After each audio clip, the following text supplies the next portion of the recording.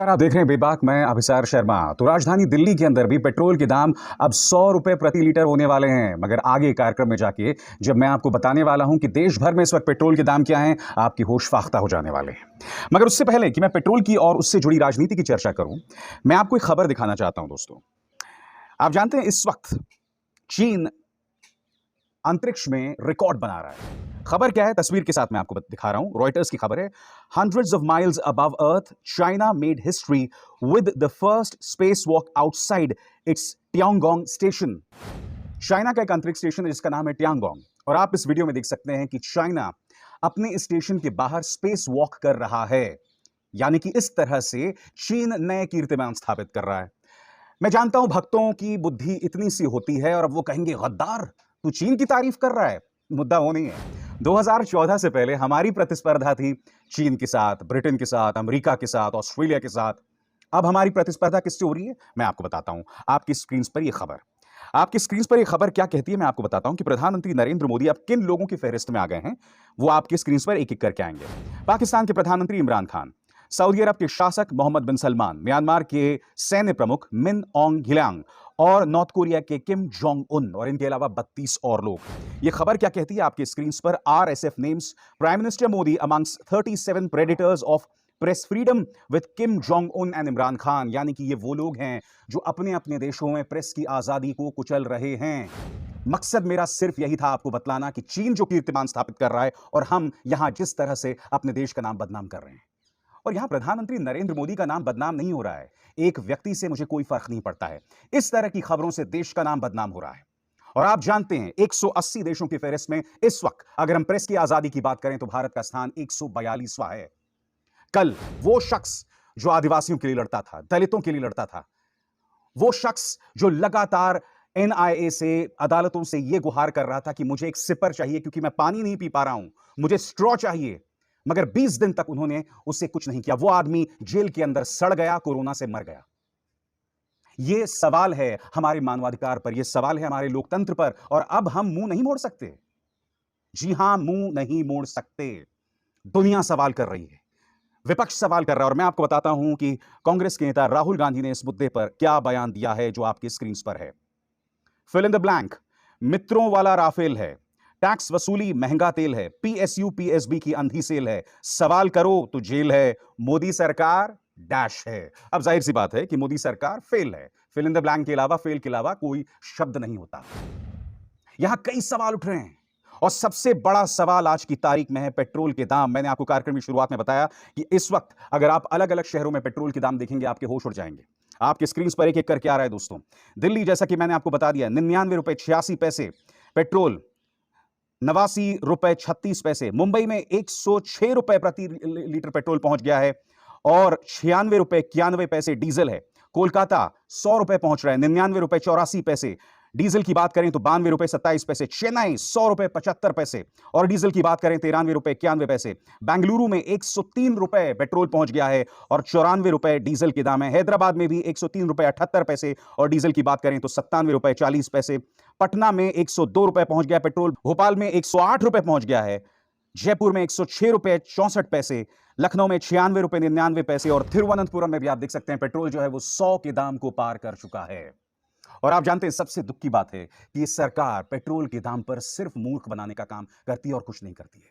मैं आपको मिलवाना चाहता हूं इस शख्स से, हमारे पेट्रोल मंत्री। जब इनसे सवाल पूछा गया था सर्दी के वक्त कि भाई पेट्रोल के दाम क्यों बढ़ रहे हैं, तो इन्होंने मौसम का बहाना ढूंढ लिया था। सुनिए माननीय पेट्रोल मंत्री क्या कह रहे हैं, सुनिए। उस वक्त उन्होंने कहा था कि भैया सर्दी है इसलिए पेट्रोल के दाम ज्यादा हैं। अरे धर्मेंद्र प्रधान जी, अब तो गर्मी है, देखिए पंडित जी को पसीने आ रहे हैं। हैं? क्या कहा था आप सुनिए, किस तरह से लोग देश की जनता को मूर्ख बनाते हैं। जैसे जैसे जाड़े के दिन आगे जाएगा, विंटर्स घटेगा, तो ये दाम थोड़ा धीरे धीरे घटेगा। कब तक उम्मीद है सर कम होने का? ये तो अंतर्राष्ट्रीय मामला है। अभी डिमांड ज्यादा होने के कारण थोड़ा प्राइस बढ़िए, जाड़े में ऐसा होता है, थोड़ा घटेगा। और बात यहां नहीं रुकती। इनके एक और सांसद है नोएडा से, महेश शर्मा। ये तो इसका दोष मढ़ रहे थे कांग्रेस के ऊपर। सुनिए क्या कह रहे हैं। पेट्रोल और डीजल का भाव आप भी जानते हैं, ये हमारी सरकार की देन नहीं है, ये कांग्रेस सरकार की देन है। जब इन्होंने इसके प्राइस को अंतर्राष्ट्रीय प्राइस के प्राइस इंडेक्स से लिंक किया था, वह दर अब किसी सरकार या किसी मंत्री के हाथ में नहीं है। एक व्यवस्था जो कांग्रेस सरकार की बनाई हुई थी, उसी के तहत आज इसके दर बढ़ रहे हैं। दरअसल यहां पर ये जो टूल किट का यहां पर अनुसरण कर रहे हैं भारतीय जनता पार्टी। ये टूल किट प्रधानमंत्री नरेंद्र मोदी ने ही दिया था इस साल की शुरुआत में, जब उन्होंने कहा था कि पेट्रोल के दाम इसलिए बढ़ रहे हैं और मध्यम वर्गीय परिवारों का इसका बोझ इसलिए है क्योंकि पिछली सरकारों ने जो फ्यूल पर भारत की निर्भरता है, उसके आयात पर जो हमारी निर्भरता है, उसे खत्म नहीं किया। यानी कि 7 साल से आप क्या कर रहे थे सत्ता में? 7 साल से आप क्या कर रहे थे सत्ता में? आपको सत्ता में किस लिए बिठाया गया है? कि आप मन की बात करें, देश की जनता को गुमराह करें, देश की जनता में बंटवारा करें। अब चूंकि उत्तर प्रदेश के चुनाव आ रहे हैं तो आप हिंदू मुस्लिम करें। अब मैं आपको बतलाना चाहता हूं दोस्तों, मैंने कार्यक्रम की शुरुआत में आपको बताया कि पेट्रोल के नाम पर इनके नेता किस तरह से देश की जनता को मूर्ख बनाते हैं। अब इनके एक प्रवक्ता हैं सारिका जैन। सारिका जी कह रही हैं कि प्रधानमंत्री नरेंद्र मोदी इसलिए प्रधानमंत्री नहीं बने क्योंकि पेट्रोल के दाम कम कर दें। सुनिए क्या कह रहे हैं। नमस्कार भाइयों, एक बात आप सब लोगों से बताना चाहती हूँ कि जिन भाइयों को लगता है कि मोदी जी प्याज, टमाटर, लहसुन और पेट्रोल के लिए आए हैं, तो वो सब दूर ही रहे, क्योंकि मोदी जी आए हैं भारत को विश्व गुरु बनाने के लिए। मोदी जी आए हैं भारत से 370 हटाने के लिए। मोदी जी आए हैं अयोध्या में राम मंदिर का निर्माण करने के लिए। आपने देखा, सारिका जी ने बहुत बड़ी बड़ी बातें की। विश्व गुरु, आतंकवाद का खात्मा, 370 को हटाया जाना। अब मैं आपसे कुछ सवाल करता हूं, चलिए विश्व गुरु की बात करते हैं। विश्व गुरु बन गया भारत। आज की तारीख में हमारे मानवाधिकार को लेकर, अभी भी कार्यक्रम में मैंने आपको बताया कि प्रेस की आजादी को लेकर प्रधानमंत्री नरेंद्र मोदी की गिनती अब Imran Khan, Kim Jong Un, Vladimir Putin, Iran, Syria के साथ हो रही है। तो हम विश्व गुरु बन गए। दूसरी बात, ये 2 खबर देखिए दोस्तों, एक एक करके आ रही हैं आपकी स्क्रीन पर। भारत ने, वो हिंदी में एक शब्द है ना, चौड़े होकर जनवरी में बोल दिया था या फरवरी में बोल दिया था कि हम दुनिया भर में लोगों को वैक्सीन देंगे। और इसके अंतर्गत हमने बाकायदा एक करार भी किया था। हमने कहा था कि हम आप सबको वैक्सीन देंगे। उसके अंतर्गत इन 2 देशों पर, भूटान और श्रीलंका को, हमने कहा था कि हम आपको वैक्सीन देंगे। अब जैसे ही भारत के अंदर कोरोना बढ़ गया, कोरोना की दूसरी लहर आई, तो हमने उस करार पर रोक लगा दिया। आज की तारीख में भूटान के बदतर हालात हैं। वो दुनिया भर से भीख मांग रहा है कि हमें भारत ने वादा किया था कि वो वैक्सीन देगा, मगर अब भारत हमें वैक्सीन नहीं दे रहा है। तो ऐसे हम विश्व गुरु बन गए। हमने जो कमिटमेंट की थी, उस कमिटमेंट को हमने पूरा किया। चलिए, आप सलमान खान नहीं है मान लिया, मगर उस कमिटमेंट को तो पूरा करना चाहिए था ना। श्रीलंका आज की तारीख में पहली डोज हम उन्हें दे चुके थे। जब दूसरी डोज की बारी आई तो हाथ खड़े कर दिए भारत ने। अब श्रीलंका जा रहा है चीन के पास। आप मुझे बताइए ना दोस्तों, हमारे आसपास जो हमारा घुर विरोधी है चीन, हमारे तमाम पड़ोसी आज की तारीख में चीन के पास जा रहे हैं। ये भारत के लिए अच्छा है क्या? ये भारत के लिए अच्छा है?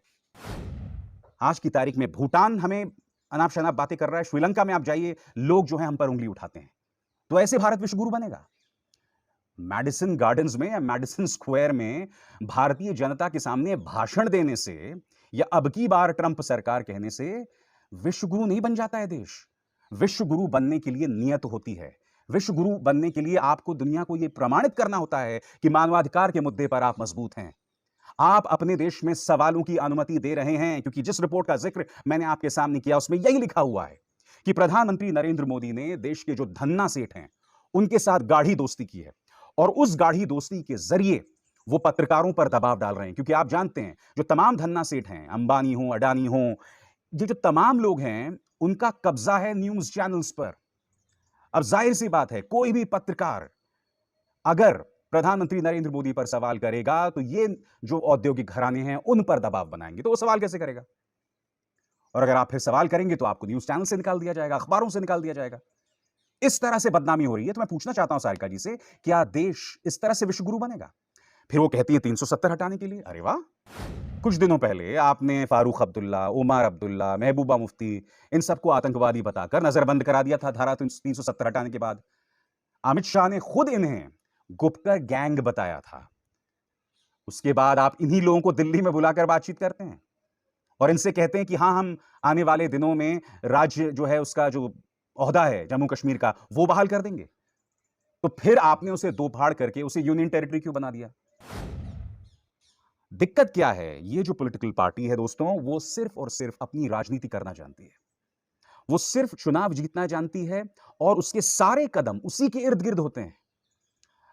कुछ दिनों पहले प्रधानमंत्री ने, मुझे याद है साल 2015 की बात थी, देश की जनता को कहा था कि पेट्रोल के दाम कम हुए कि नहीं हुए, और ये इसलिए कम हुए क्योंकि मेरा नसीब अच्छा है। क्या तुम ऐसे शख्स पर एतबार करोगे जो बदनसीब है? पहले मैं चाहता हूं आप सुनिए 2015 में दिया गया बयान। मुद्दा था दिल्ली का चुनाव। सुनिए। नसीब के कारण पेट्रोल के दाम कम होते हैं, अगर नसीब के कारण डीजल के दाम कम होते हैं, अगर नसीब के कारण सामान्य मानवी के जेब के पैसे बच जाते हैं, तो फिर बदनसीब को लाने की जरूरत क्या है मेरे भाइयों। अब हमारे विरोधी लोग कहते हैं कि ये तो मोदी नसीब वाला है, इसलिए हुआ है। अब मुझे बताइए, आपको नसीब वाला चाहिए कि कम नसीब चाहिए? चलो भाई, मान लिया नसीब वाला है, लेकिन रुपया तो आपकी जेब में बचा ना। अगर मोदी का नसीब देश की जनता के काम आता है, तो इससे बढ़िया नसीब की बात क्या होती है भाई। प्रधानमंत्री मुझे बताइए ना, मैंने आपको बाकायदा आंकड़ा दिखाया 105 रुपए प्रति लीटर। और अब मुझे बताइए ना, कौन खुशनसीब है और कौन बदनसीब है। और मैं जानता हूं दोस्तों, इनका प्रचार तंत्र क्या कहता है। इनका प्रचार तंत्र हमसे यह कहता है कि देखिए, तेल के दाम या पेट्रोल के दाम तो इसलिए बढ़ रहे हैं क्योंकि दुनिया भर में कच्चे तेल के दाम बढ़ गए हैं। बिल्कुल सही कहा, मगर इनके मुंह पर यह सबूत तमाचा मारना आप। खबर क्या है पहले मैं आपको बताता हूं। The price of Brent crude oil has risen by 47.1% to about $76.2 per barrel from $51.8 पर बैरल। बिल्कुल सही कहा था बीजेपी ने कि पहले कच्चे तेल के दाम थे $51.8 प्रति बैरल, और अब 47% की बढ़ोतरी हो गई है, वो है $76.2 प्रति बैरल। मगर अब मैं आपको एक और आंकड़ा दिखाना चाहता हूं। थोड़ा टाइम ट्रैवल करते हैं, पीछे चलते हैं, साल 2013 की तरफ चलते हैं। साल 2013 में कच्चे तेल की कीमत थी आपके स्क्रीन पर $101 प्रति बैरल, और उस वक्त भारत में पेट्रोल की कीमत थी ₹63.09 प्रति लीटर। और आज के हिसाब से अगर हम उसे इन्फ्लेशन एडजस्टेड करें तो वो हो जाएगा ₹76.06 प्रति लीटर। यानी कि आज के हिसाब से भी, यानी कि 2013 के हिसाब से भी ये सरकार हमें ₹24 महंगा पेट्रोल बेच रही है। कितना मूर्ख बनाओगे जी। उस वक्त जब कच्चे तेल के दाम आसमान छू रहे थे, तब भी मुझे ₹63 में पेट्रोल मिल रहा था, और आज आप हमें पेट्रोल दे रहे हैं ₹107 प्रति लीटर में। कितना मूर्ख बनाइएगा देश की जनता को। दुर्भाग्य की बात यह है कि यह देश और ये पॉलिटिकल पार्टी और इसका ध्यान सिर्फ चुनावों की तरफ है, और अब ये पूरी तरह से केंद्रित हैं चुनावों को लेकर, क्योंकि कुछ दिनों बाद मंत्रिमंडल विस्तार हो रहा है दोस्तों। मंत्रिमंडल विस्तार हो रहा है, इसलिए मंत्रिमंडल विस्तार में प्रधानमंत्री मोदी और नड्डा साहब का यह विचार होगा कि हमें उन लोगों को मंत्रिमंडल में लाना चाहिए जिन्होंने या तो अलग अलग राज्यों में तख्ता पलट में हमारी मदद की, जैसे कि ज्योतिरादित्य सिंधिया, या फिर चूंकि उत्तर प्रदेश में चुनाव है, पंजाब में चुनाव है, उत्तराखंड में चुनाव है, तो हमें ऐसे लोगों को मंत्रिमंडल में लाना चाहिए जो इस राज्य के रहने वाले हैं। और मैं इस पार्टी को दोष नहीं देता हूं दोस्तों, इन्होंने आपकी नब्ज पकड़ ली है। हमने सबने देखा कि इस देश के अंदर वैक्सीन को लेकर सरकार ने बहुत देर से कदम उठाए। अन्य देशों ने मई 2020 में कदम उठा लिया था और हमने जनवरी में जाके कदम उठाया, वो भी गिनी चुनी 2 वैक्सीन, कोवैक्सीन और कोविशील्ड को लेकर। अन्य वैक्सीन को लेकर हमने बाद में जाके आंखें खोली। फिर हमने देखा ऑक्सीजन टेंडर जारी करने में इन्होंने 8 महीने का वक्त लगा दिया। यानी कि महामारी की घोषणा आपने मार्च में कर दिया था कोरोना को, और ऑक्सीजन को टेंडर आपने जारी कब किया? अक्टूबर 2020 को। यानी कि हमने देखा कोरोना को लेकर इस सरकार का काम शर्मनाक था, वाहियात था। बावजूद इसके यह सरकार गलत बयानी करती है मीडिया का इस्तेमाल करके। हमें भारतीय जनता पार्टी की इस प्रवक्ता ने कहा कि प्रधानमंत्री नरेंद्र मोदी का काम है राम मंदिर बनाना। अरे राम मंदिर के नाम पर वो उनका जो ट्रस्ट है उसमें कथित घोटाला चल रहा है, उस पर प्रधानमंत्री खामोश क्यों हैं? और जब इनके जो नुमाइंदे हैं नृपेंद्र मिश्रा, जिन्हें लगाया गया है वहां पर, उनसे सवाल पूछा जाता है तो कहते हैं चंपत राय से सवाल पूछिए।